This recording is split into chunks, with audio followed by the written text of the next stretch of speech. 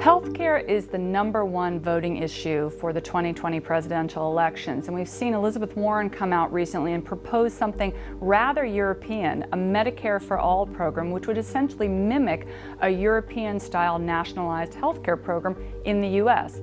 This may be a step too far for U.S. voters, but economically it makes a lot of sense.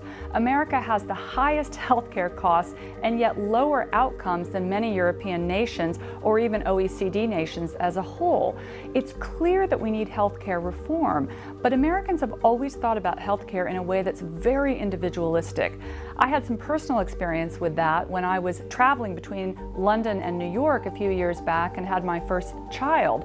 I had a slightly higher than average risk of certain kinds of fetal abnormalities. In the US, my GYN recommended that I do lots and lots of expensive tests for a very, very tiny result of negative externalities. In the UK, my British midwife told me, hey, you have a 99.8% chance of having a healthy baby. I'd play those odds. This really gets to the heart of the existential difference in healthcare between Europe and the US.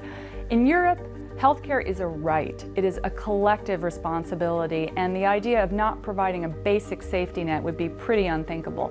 In the US, healthcare has always been perceived as a privilege. So you have some of the highest levels of concierge care, you have high levels of healthcare innovation.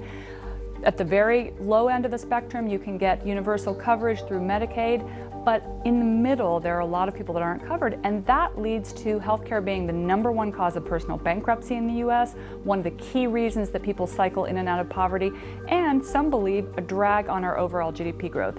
Look for this to be a key issue in 2020.